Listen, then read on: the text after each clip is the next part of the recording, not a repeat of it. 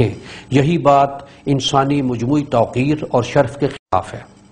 دین اسلام ان سب سے ایک الگ اسلوب دیتا ہے،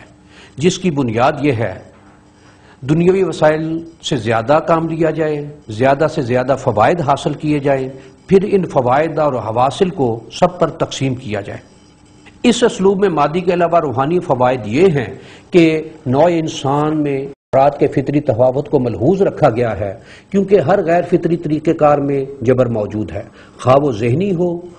جیسے چند افراد کا اموال کے حاصل پر اجارہ، یا عملی ہو جیسے چند افراد کی سیاسی قوت پر اجارہ اور کنٹرول، اور دین اسلام ذہنی یا عملی ہر احتیاج انگیزی کو دور کرتا ہے۔ دوسرا فائدہ یہ ہے کہ مملکت کے اندر یا قوم کے دائرے میں ہر ایک شخص ہر دوسرے شخص کے احوال، اس کی ضروریات اور ان کی بہم رسانی کے سلسلے میں مربوط رہتا ہے، اور اس طرح پوری قوم یک جان، یک رنگ اور ہم آہنگ برادری کی حیثیت میں رہتی ہے، اور یہ وسیلہ ہے قوم کی وحدت، استحکام اور ترقی کا۔ قرآن حکیم نے احادیث پاک میں اور اہل حق کے عمل میں جو احکام اور تعلیمات ہمیں میسر آئی ہیں، ان سب کو سمیٹا جائے تو عنوان حضور نبی اکرم صلی اللہ علیہ وآلہ وبارک وسلم کا یہ ارشاد بنتا ہے، نعم المال الصالح للرجل الصالح، یا دوسری روایت کے مطابق للمرء الصالح، یعنی اچھا اور بہتر اور صحیح مال اچھے، بہتر اور نیک شخص کے لیے کیا ہی خوب ہے۔ تاہم دین حق نے قومی معاشی نظام کے لیے جس شے پر سب سے زیادہ اصرار کیا ہے، تکرار سے تاکید کی ہے اور بار بار احکام دیے ہیں، وہ انفاق ہے، یعنی خرچ کرنا۔ مطلب یہ ہے کہ دین فطرت نے پہلے سبھی افراد کو ذہنی، فکری اور نظری طور پر شدت کے ساتھ یہ بات سمجھائی کہ وہ اموال کو خرچ کیا کریں،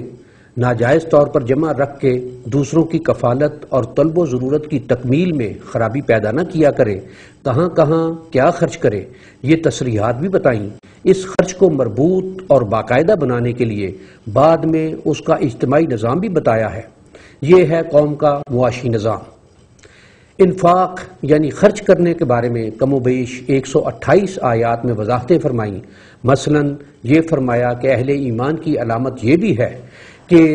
مما رزقناہم ینفقون، جو کچھ ہم نے انہیں دیا ہے اس میں سے خرچ کرتے ہیں۔ جو بھی ارشاد فرمایا انفقوا مما رزقناکم، جو کچھ ہم نے تمہیں دیا ہے اس میں سے خرچ کیا کرو۔ ایسی آیات میں مما یعنی اس میں سے کا جملہ غور طلب ہے، مطلب یہ ہے کہ اپنی ذاتی ضروریات بھی پوری کیا کرو اور زائد کو خرچ بھی کیا کرو۔ فَلْيُنْفِقْ مِمَّا آتَاهُ اللَّهُ، یعنی ہر شخص کو اللہ تعالیٰ نے جو کچھ دیا ہے اس میں سے ضرور خرچ کرے۔ اس میں جو کچھ ہے توجہ طلب ہے کہ صرف نقد روپیہ ہی نہیں بلکہ جو بھی کچھ پاس ہے اس میں سے خرچ کرے۔ اس میں ساری املاک شامل ہو جاتی ہیں۔ پھر فرمایا وَلَا تَيَّمُّمُ الْخَبِيثَ مِنْهُ تُنْفِقُونَ، بری چیز کو ہاتھ نہ لگاؤ کہ اس سے خرچ کرو، بلکہ تُنْفِقُوا مِمَّا تُحِبُّونَ، جن چیزوں کو اپنی ذات کے لیے پسندیدہ رکھتے ہو ان میں سے خرچ کیا کرو۔ تنال البر، نیک جذبہ اور نیکی کی روح تم میں اسی طرح پیدا ہوگی۔ فَلِأَنفُسِكُمْ، اس کے مادی اور روحانی فوائد تمہارے آپس ہی کے لیے ہوں گے، پورے ملک کے لیے، پوری قوم کے لیے، ملت کے لیے، انسان کے لیے۔ اس مقصد کے لیے ایک بنیادی نظریہ یہ دیا وَلَا تَنْسَ نَصِيبَكَ مِنَ الدُّنْيَا وَأَحْسِنْ كَمَا أَحْسَنَ اللَّهُ إِلَيْكَ، یعنی دنیوی فوائد و اموال میں سے اپنا حصہ ضرور حاصل کرو، اور جس طرح اللہ تعالیٰ نے تمہارے ساتھ بہتری اور نیکی کا سلوک کیا ہے اسی طرح تم لوگوں کے ساتھ نیکی کا برتاؤ کرو۔ لِيُنْفِقْ ذُو سَعَةٍ مِّن سَعَتِهِ، ہر صاحب حیثیت اپنی فراخی میں سے خرچ کرے۔ وَمَا تُنْفِقُونَ إِلَّا ابْتِغَاءَ وَجْهِ اللَّهِ، یہ خرچ کسی شخص پر احسان رکھ کے، اسے نیچا دکھا کر یا اس کی تذلیل کر کے نہ کیا جائے بلکہ خالص اللہ کے لیے ہی کیا جائے۔ يُنْفِقُ مِنْهُ سِرًّا وَجَهْرًا، یہ خرچ چھپ چھپا کے بھی کرو اور علانیہ بھی۔ وَمَا تُنْفِقُونَ مِنْ خَيْرٍ يُوَفَّى إِلَيْكُمْ، بہترین مال و املاک سے تم جو بھی خرچ کرو گے اس کا تمہیں صلہ ضرور ملے گا، کیونکہ قرآن حکیم نے مال و دولت کے خرچ اور ضروریات کی کفالت میں ہر شخص کے لیے اس کی ذات، اس کے بال بچے، اس کے ماں باپ، اس کے رشتہ داروں اور دوسرے لوگوں کو درجہ بدرجہ رکھا ہے۔ صوم وصال سے متعلق ایک حدیث مبارک میں حضور اکرم صلی اللہ علیہ وسلم نے فرمایا، اِنَّا لِزَوْجِكَ عَلَيْكَ حق، اِنَّا لِوَالِدِكَ عَلَيْكَ حق، اِنَّا لِنَفْسِكَ عَلَيْكَ حق، او کما قال صلی اللہ علیہ وسلم۔ تجھ پر تیری بیوی کا حق ہے، تجھ پر تیرے بچوں کا حق ہے، خود تیری ذاتی ضروریات کا تجھ پر حق ہے، ان کو پورا کیا کرو۔ اس انفاق میں بھی افراط و تفریط دونوں سے منع کیا اور اعتدال کا حکم دیا، اسراف سے روکا، تبذیر کو شیطانی عمل فرمایا، اور یہ بھی فرمایا کہ نہ تو یوں کرو کہ کسی کو کچھ دو ہی نہیں، نہ یہ کرو کہ اپنی ذاتی ضروریات یوں دے ڈالو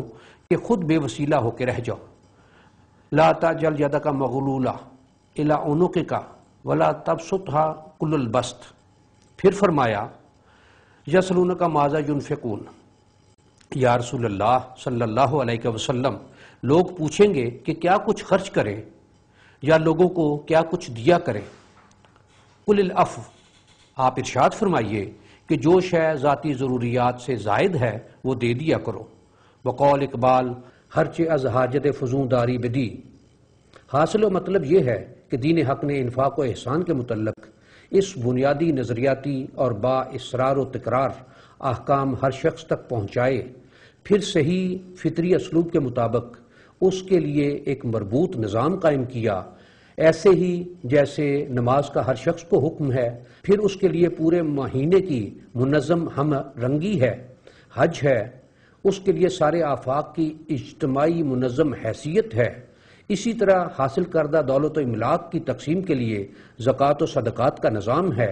یہ قوم اور اسلامی معاشرے کی ذمہ داری ہے۔ اس تقسیم املاک کے اجتماعی نظام کی حکمت یہ بیان فرمائی کہ قیل یکون دولۃ بین الاغنیاء منکم، کہ یہ املاک تم میں سے صرف چند مالدار افراد ہی کے ہاتھوں میں پھرتی نہ رہے، خواہ ان کی حیثیت انفرادی ہو یا چند افراد کا گروہ ہو، بلکہ اس کے لیے آتوا الزکوٰۃ، تم اپنی دولت کا ایک معین حصہ تو وہ ادا کیا کرو جسے زکوٰۃ کا باقاعدہ نام دیا گیا ہے، اور یہ اس قدر ضروری ہے کہ ارکان اسلام میں سے ہے، جن کا ادا نہ کرنا فسق ہے، اور اس کا انکار خود اسلام ہی سے خارج کر دیتا ہے۔ حتیٰ کہ قرآن حکیم میں نماز کے متصل تقریباً 28 مقامات پر زکوٰۃ کے احکامات ہیں۔ اسی طرح زکوٰۃ و صدقات کے حکم کے ساتھ ہی ایک ممانعت بھی فرمائی ہے، لا تاکلوا اموالکم بینکم بالباطل الا ان تکون تجارۃ عن تراض منکم، اپنے مال آپس میں غلط اور ناجائز طریق پر ہڑپ نہ کیا کرو، البتہ یہ کہ جو تجارت ہو جس میں شرط یہ ہے کہ اس کا لین دین آپس میں سب متعلقہ فریقوں کی باہم رضامندی یعنی دلی خوشی کے ساتھ ہو۔ ولا تقتلوا انفسکم، ناجائز طریقے سے ایک دوسرے کے اموال کھا جانا تو ایسے ہی ہے جیسے آپس میں ایک دوسرے کو مار ہی ڈالو۔ اس مقصد کے لیے سود کو حرام کر دیا، مطلق حرام، لا تاکلوا ربا اور حرم الربا، اور یہ بھی فرمایا وَذَرُوا مَا بَقِيَ مِنَ الرِّبَا،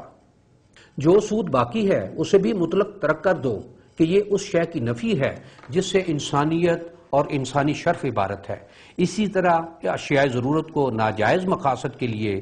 یا جائز ضروریات سے لوگوں کو محروم رکھنے کی خاطر ذخیرہ کرنا یا ارتکاز زر یا احتضار، سبھی باتوں کو شریعت اسلام نے اسی لیے ممنوع اور ناجائز قرار دیا ہے کہ یہ خالص انسانی معاشرتی اور معاشی نقصان کی حامل ہیں اور انسانیت کے لیے باعث ننگ ہیں۔